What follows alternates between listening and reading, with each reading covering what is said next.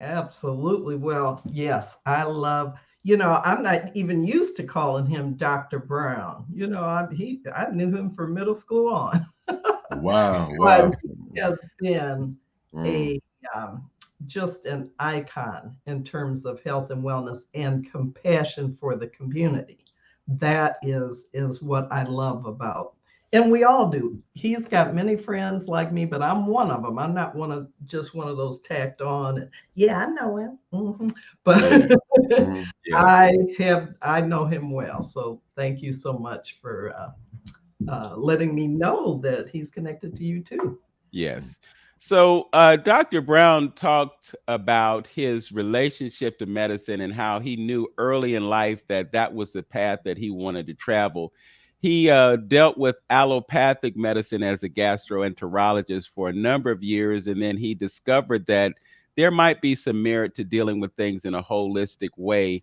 Can you talk about how you got involved with the whole concept of holistic medicine and what your journey to wellness has been? Well, thank you for asking me. I really I like talking about this, so thank you. I actually started my interest in health and wellness started um, during my career with the Social Security Administration, and I bet that's something you didn't know. But Mhm. I started off as a claims representative, and I would take applications from people applying for retirement, survivor, disability, and other Social Security programs, including supplemental security income. And I would talk to hundreds and hundreds of people, and all of them, most people associate that with retirement, but most of the people that we talked to were disabled, and they'd come in, and I worked in mostly inner city locations initially, and most of the people were talking about having, uh, this is how they put it. Well, what is your disability? I have high blood, sugar, falling out spells. What was the other big one? And later, lots and lots of people had some mental conditions that they were applying for. So, after hearing that hundreds and hundreds and hundreds of times from the same people, most people weren't even getting to retirement because of those situations.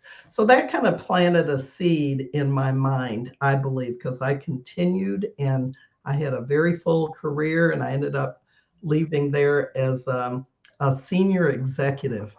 And one of the positions I had was with the Office of Disability and International Operations. And I was their director of management. So even, toward the end, I'm still connected with disability. All right. So fast forward, I had anyhow, I will make this a little shorter by saying that I started a career in life and health coaching to have more flexibility in my schedule so that I could care for a terminally ill loved one. So, it started as something that I could take my interest in wanting to, he had cancer. And so I got involved in the world of cancer as a patient advocate to a loved one. So I have continued that, and even my current career with the Hyperion Functional Medicine, they have a focus on cancer, but also a host of functional medicine type conditions. So I have just become a lifelong learner, starting early in my life with working with the disabled, and really enjoying that, helping people, boy, find solutions. And in the case of Social Security, it was rehabilitation and financial. So, and now it's really getting to the root cause. That's what functional medicine is all about, getting to the Mhm. cause of what the conditions are, rather than, um, the, excuse me, the thousands of, disabling conditions. Why do you have that condition? What's at the root of that, and what can we do in terms of giving you foundational support for your whole body system so that those conditions are minimized or optimized or go away altogether.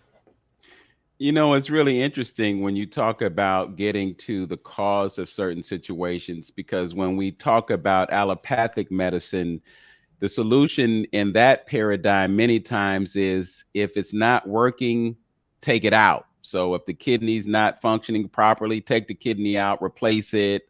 If the spleen isn't working right, take the spleen out and give somebody a medication that will replace the function that the spleen had. But now you talk about functional medicine, which is really more focused on, as you put it, getting to the cause of something. And when you eliminate the cause, then you eliminate the symptoms or the suffering that comes along with the implications of that cause. I'm just curious about how functional medicine can operate as the opposite of the traditional path of medicine. How do those two worlds actually come together at a place like the Cleveland Clinic or others? Well, first of all, we felt that, and when I say we, I mean the functional medicine, felt that this would be a magnificent adjunct to a place like the #2 hospital in, in the, I want to say world, so I'm going to go ahead and say that. So what has happened is a functional medicine icon named Mark Hyman helped bring the world of functional medicine to the Cleveland Clinic, and it provided a way to support, not oppose. The intention was to support what traditional medicine does well, and also add more depth, or maybe seeing this patient first before they even go into the more allopathic path, was what we kind of specialized in. And so we tried to work very closely with the whole hospital setup, but actually getting beyond. And I had my own personal experiences I shared with you once before, where, well, even I thought after 5 years of working in the clinic, okay, get out your prescription pad and fix me. Yeah, but why do you have this particular condition? So that's what we did. It was more like a partnership, with the allopathic, as you put it, world, and works very well. And we've developed some liaisons. Now, there's a lot of people that say, no, we don't believe in functional medicine. But as they got more and more patients getting well and coming, they could see that there was a partnership, and that it was a compatible relationship, and their patients were getting better. Sometimes they sent, their more difficult patients that they weren't able to have solutions. They sent them to us, and they got better. Yes.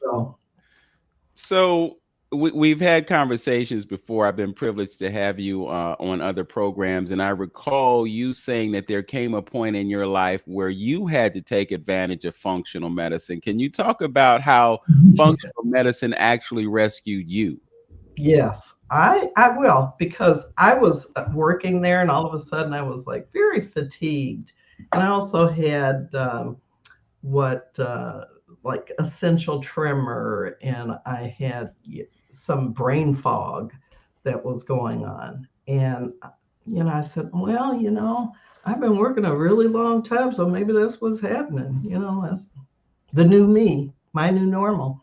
So I decided I would work from home, and I think that's when I started doing some other things on my own. But I didn't feel any better after leaving my full-time work assignments.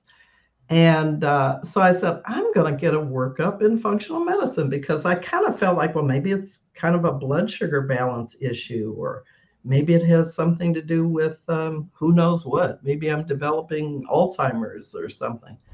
So anyway, long story short, I signed up and I said, I know whatever it is going to be minor, so I'm going to, just make sure, just give me whoever is the first available. So it turned out to be a newer doctor who I didn't even know prior to leaving the functional medicine. And she did pretty much the usual workup, and more importantly, the intake process, which is quite thorough. So it got back to, how long have you had this? How were you born? How did you come out of the womb? To present and kind of tied that into major events that took place in my life to see if they were related. But meanwhile, based on the testing and the other things that I had, they determined that I had a very significant kidney problem. Who knew? As far as I knew, I didn't have any symptoms, but those were the symptoms. Those things that I was experiencing were symptoms of a growing concern with kidney failure. So, but they didn't stop there. And that's what's different about functional medicine. They didn't stop with, you have a kidney problem, and so here's what you should do. And, we'll wait until your condition gets worse and then we'll do something more. Or here's some pills to take or whatever. They said, but why do you have a kidney problem? There's nothing in your background that would indicate that, no family history, nothing like that. So anyhow, they decided to do some further testing with me, and they found a term that some of your viewers may have heard before, found a little leaky gut, where things were getting into my blood system that weren't supposed to be there. And so, that was a little more than my body could handle. And more importantly, they found that I had mycotoxin, which is the byproduct of what happens when you're exposed to mold. And it could have, that was one thing. And heavy metals. I have a high metal content, and some of that is from mercury exposure and other things that are pretty common in our society today. So instead of, and they felt that my body had just gotten to the point where it could no longer filter all that stuff through my kidneys. My kidneys said, I did everything I can do, and I'm tired. So I'm getting ready to fall apart here. So they worked on getting my gut healthier and to clear out my toxin pathways so that, I could function normally. And I got literally back up to about 80% functionality. And I believe I had a second re-exposure. So I'm still working on getting back up to that. I'm way better. The brain fog's gone, the fatigue. You can see I'm pretty high energy, and my brain functions pretty well 90% of the time. So that's what they did, and I was delighted. And as it turns out, the person who I had as a functional medicine practitioner had been a nephrologist, which is a kidney doctor before. But that's not why she found it. She just did the functional medicine stuff. And what was found was the kidney problem. And instead of her pulling out her prescription pad and sending me down the path that she would have as a nephrologist, she asked the important functional medicine question, which is, but why is that you have that condition? Yes. The why is something that we are faced with on a continual basis, just based on the nature of our environment. You talked about your exposure to mold and other toxins. And when you think about the level of toxicity that we live with, and the fact that many times we don't detoxify, there are just important things that we can be doing right now to reduce the impact of toxins in our environment. So I'd like to talk about some of the solutions. When you talk about functional medicine and getting down to the core of causes and then effective treatment for those causes, which is an anti-profit type of thing. I mean, if you cure something, then you don't have to go to the drugstore and get that prescription filled every 30 days, as many people do. And then on top of that, folks are being treated for multiple things at one time. And this accumulation of pharmaceuticals in our system also increases the toxicity because your liver is storing all these toxins, and your kidneys can't keep up with filtering all those things and eliminating them from your body. So let's talk about things that you can do to remove toxins from your body. And then we'll talk about some of the modalities that you work with within functional medicine to improve health. Okay. Well, I can talk about my situation as well as that of, many patients. In my case, they wanted to eliminate inflammatory foods from my diet, and I really was eating pretty well. Most people would say I had a healthy diet. However, there are some things that may be healthy for people that are not necessarily good for them and based on how their body is functioning. So most people are started off with an elimination diet of some sort, and it could be a minor amount of elimination or it could be significant, lots of categories of foods. In my case, it was pretty basic. They wanted me to eliminate gluten, dairy,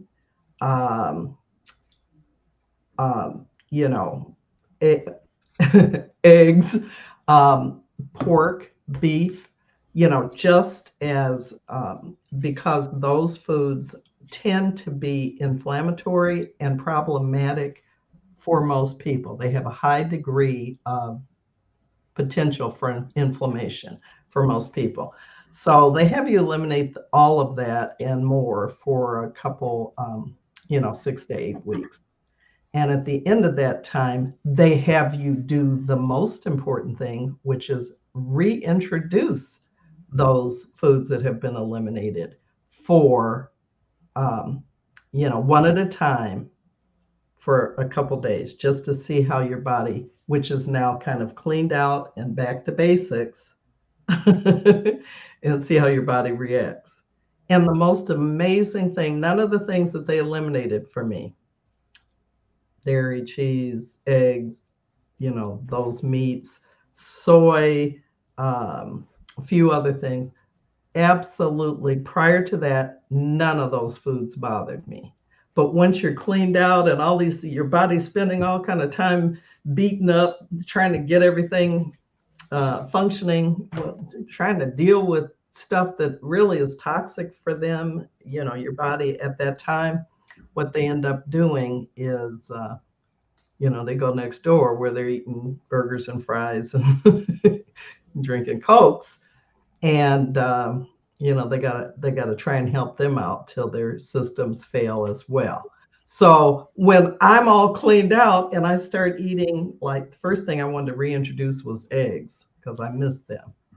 And I didn't get anywhere. I had. You look disappointed. You sound disappointed. I was. Oh no, but that was because my gut wasn't healed. Really, that just uncovered what my body was reacting to and spending all its energy trying to fight.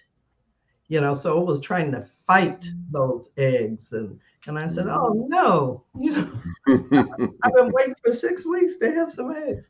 So anyway, that didn't work. And so I had to wait 3 days and leave that behind for a while and move on to the next thing. Every single thing that I tried. And there were things I didn't want to reintroduce. I didn't want to reintroduce beef or pork. And they insisted, because it was just, we want to see what your body, so that we can personalize your eating. So they had me reintroduce those things. And believe it or not, I didn't have a problem with that. But um, uh, based on some needs that I had in terms of my own diet for kidney health, it's better that I not have meat. So I limit almost exclusively meat free and definitely dairy free. So, and what else happened? Eventually, I was able to reintroduce every single one of those foods, and I don't react to anything anymore because my gut is healed. But I have been advised to continue to avoid gluten and dairy, which is no problem. I thought the world was going to come to an end if I couldn't put cheese on anything, but it did not. It did not, and I feel a lot better. And as you say, I'm looking pretty good because of it, because it tends to affect one's appearance because it inflames. So what can I say? Yeah. All right, so let me continue. I just talked about, the step one, typically nutrition, and then helping you eat. There's a lot of dietary processes that you can follow after that. And if you happen to be vegan or vegetarian, they certainly can work with that.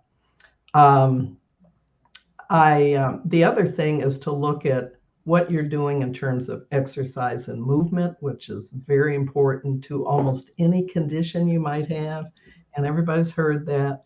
But it's not always for the reasons you think. It just helps your body function like it's intended.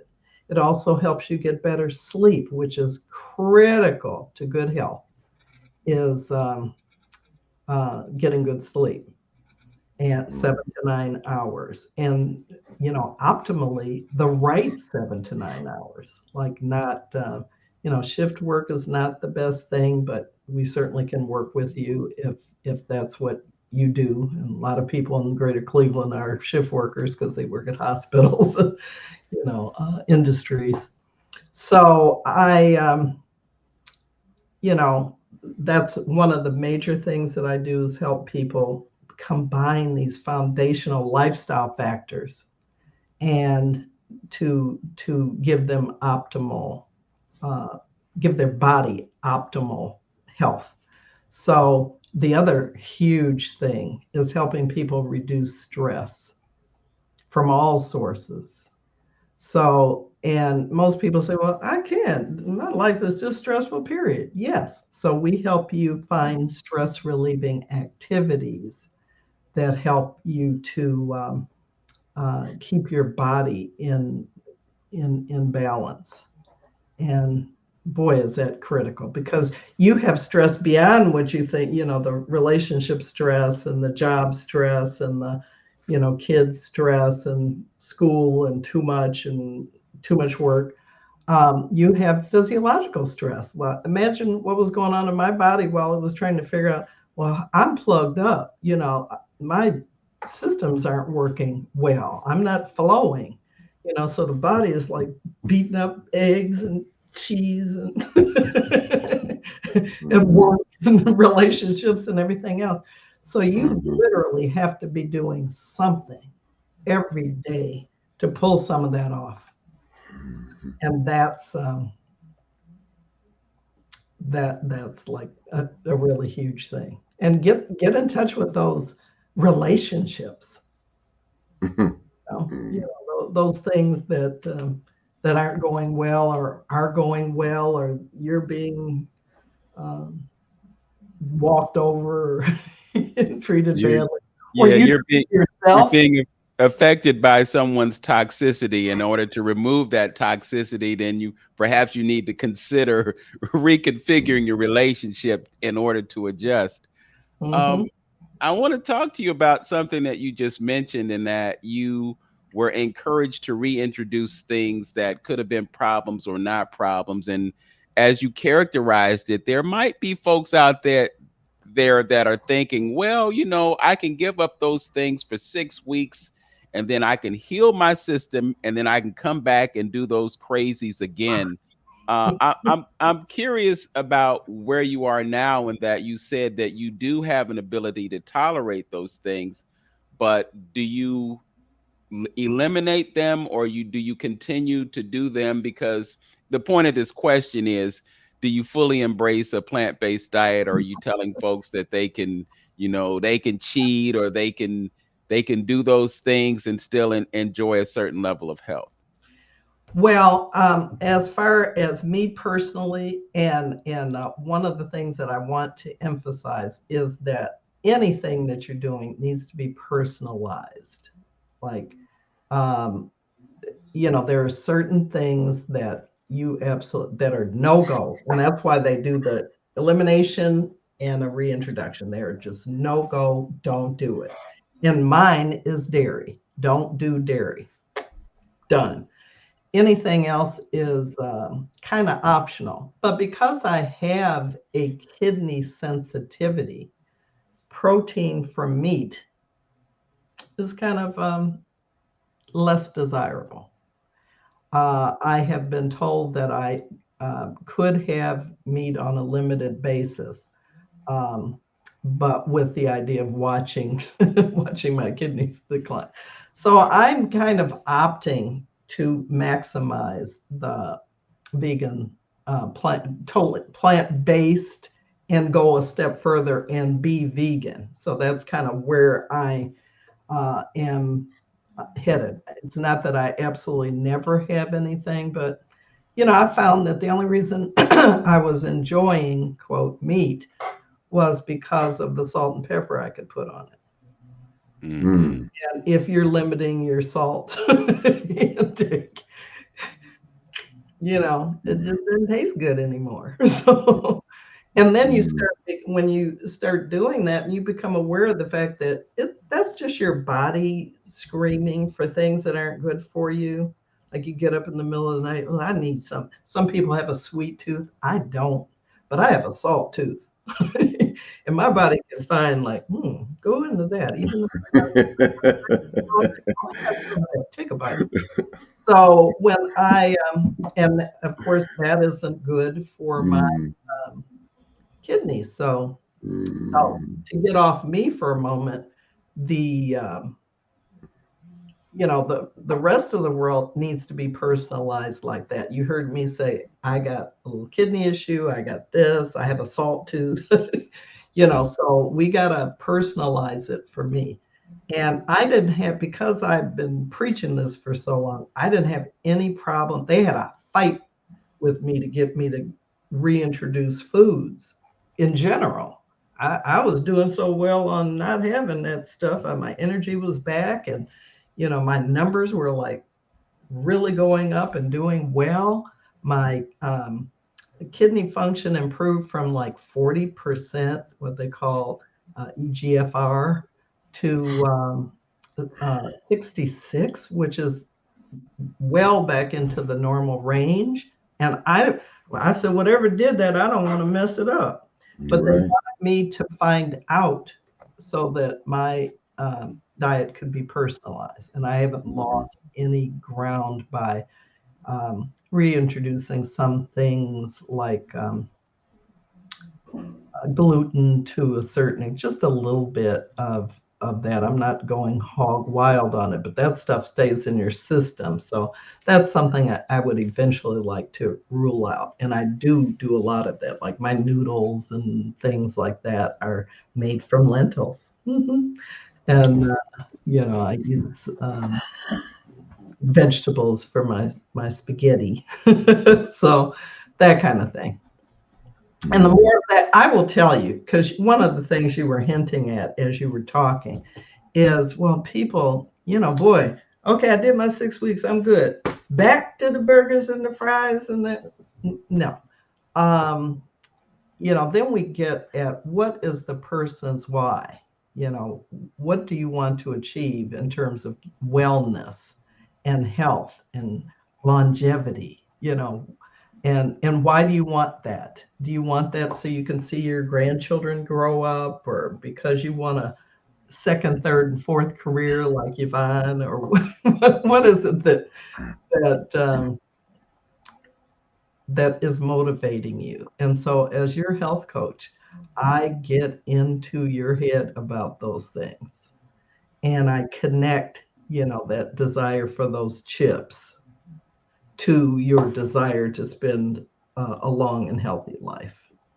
And I connect that, the desire to not want to have what the parents had, why we lost them, uh, Mm, to your, need for temporary uh, stress relieving activity involving food. You're going to mm, use that as a stress relief. right.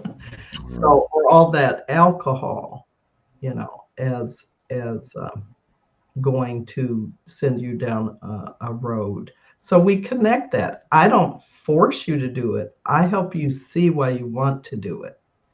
And then I meet you where you are, and we find a path to where you really want to end up.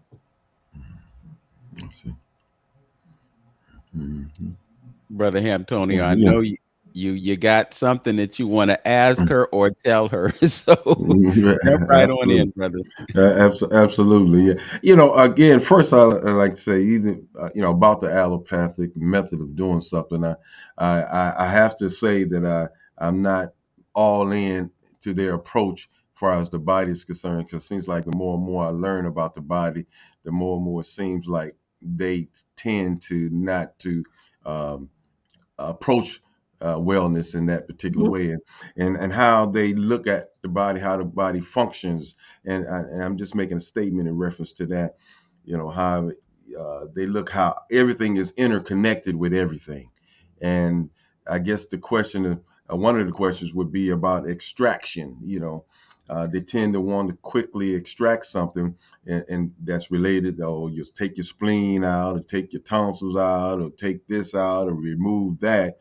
And that, from the Eastern philosophy and approach to that, that's going to throw other things off balance, and may create more problems, and you be medicated for the rest of your life trying to support a system that has been taken away, or causes some kind of dysfunction because of the extraction of an organ or things like that. But what I wanted to zero in on, because you spoke on a few things that my brother may be going through and dealing with, some toxicity and leaky gut. So through functional medicine, what's the relationship that you have run across as far as information is concerned? And I think our viewers may need to understand the relationship between the gut and the brain. Ooh, big connection. So, Mhm. yeah. Well, the other thing is the brain is using up about 25% or more of the energy of the body. Okay. And it's fueled by the second brain, which is the gut.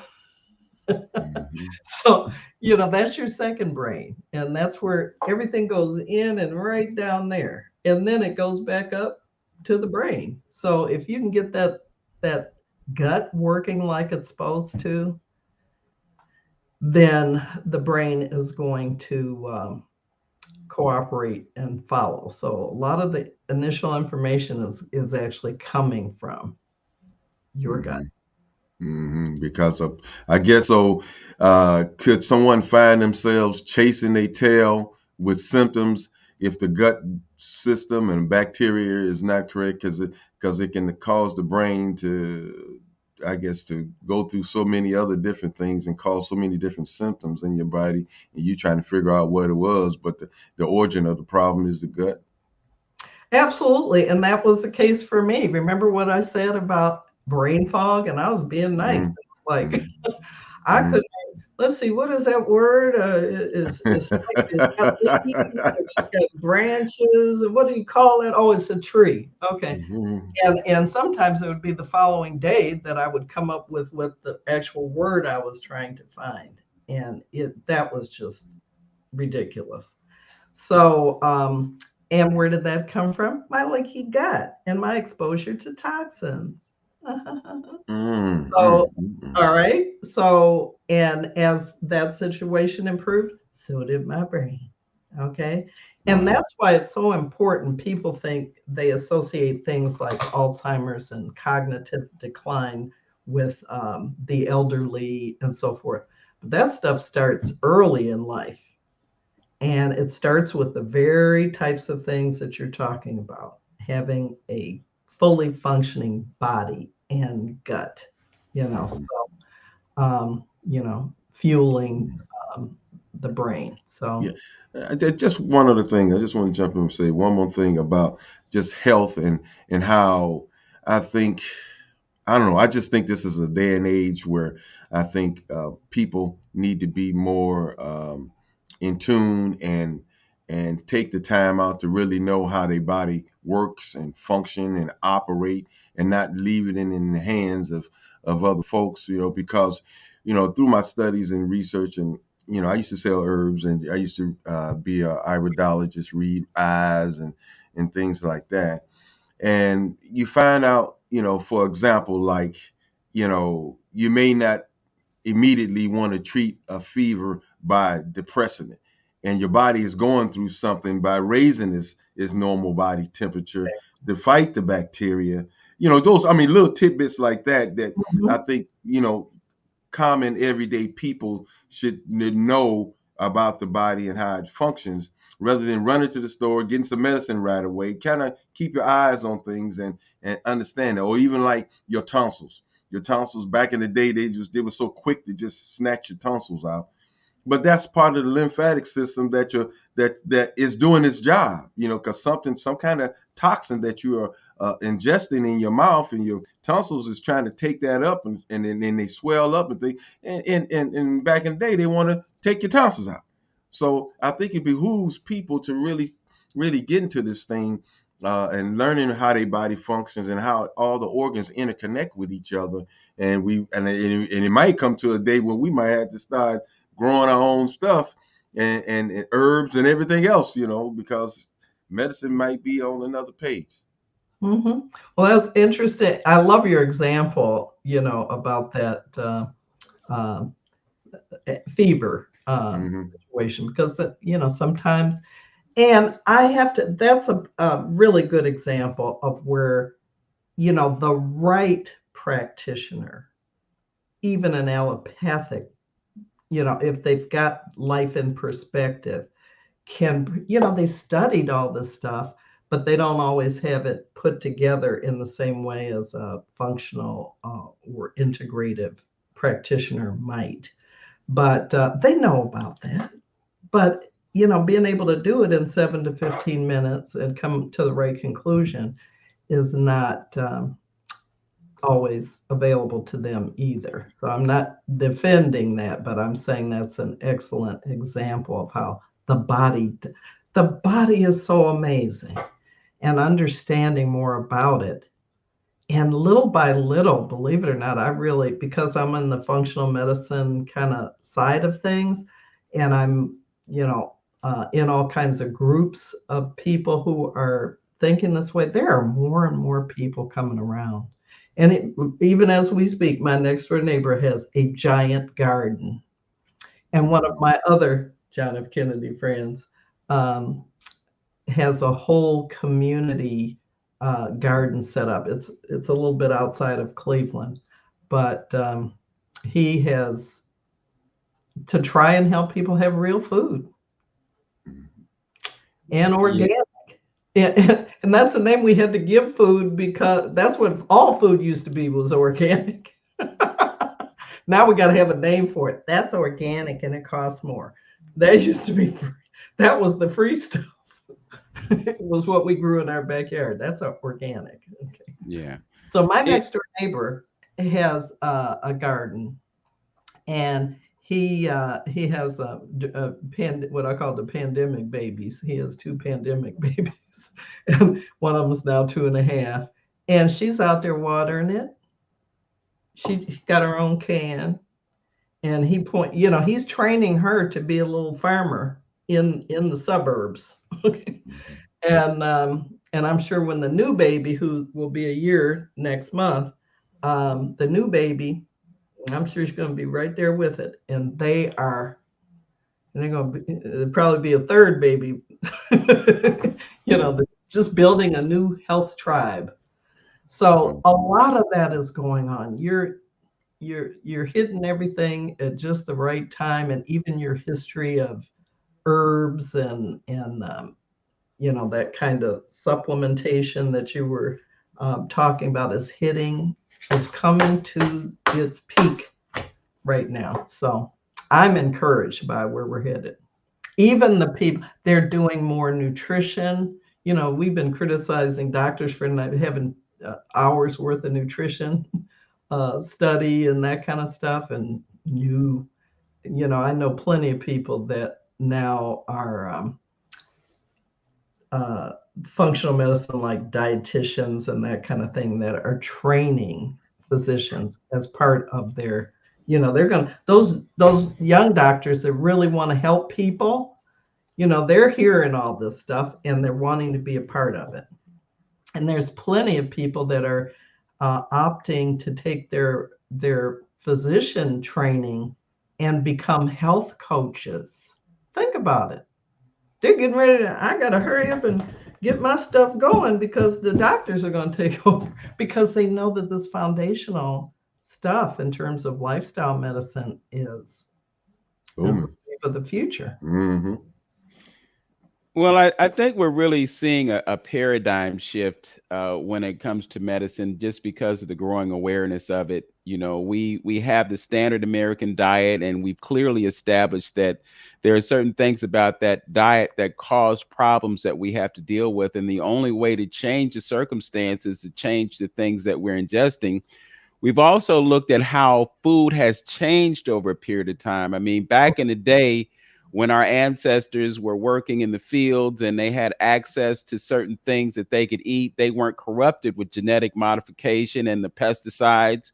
We had farmers like George Washington Carver who could tell us, well, you plant this next to that, and you don't have to use pesticides. But then you had a paradigm shift and it became about production and profit and not about food quality. So when you fast forward to 2023, I get circulars every Tuesday.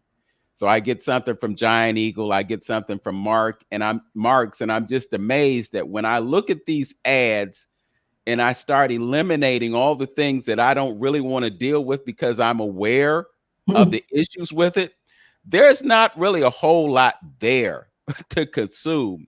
But then when you talk about your next door neighbor and the fact that they're growing food and the impact that it's having on them, it's really going to be incumbent upon us to increase the proportion of locally grown food, because the locally grown foods are the best foods for us. And then there's that whole idea of eating things when they're in season. When it's October, watermelon season is over.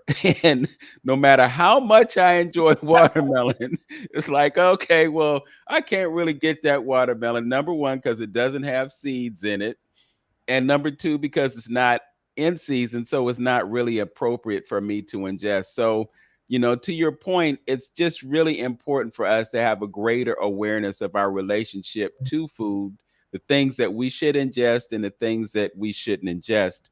We're winding down our show today, and I wanted to also include something that we had discussed as a possibility for discussion during the show, and that is grief, because we've talked about physical issues, but there are also mental issues that affect us adversely. And because we're living in I don't want to say post-COVID age, because COVID hasn't gone anywhere. We're just in a different place in our relationship to it.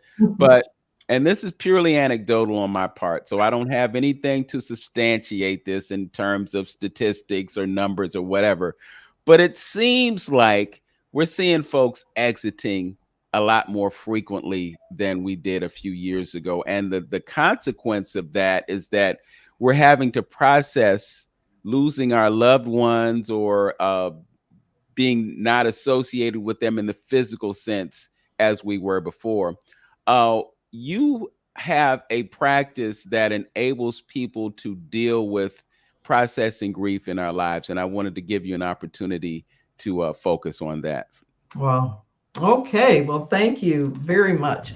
And you know what? There's a direct connection between my what I learned about grief and the work that I did at the Cleveland Clinic and now, because when I go back and look at that history for people, I ask about, major events in their lives, losses, and invariably, and I can often pinpoint they're having had a major grief event to this chronic condition that they've now developed. And most people would not see that. But what's important to pass along to your viewers is the fact that grief is a natural and normal process. It's like so many other things that we've talked about today. And the only difference with grief is we're undereducated in terms of how to deal with it. It's a pretty significant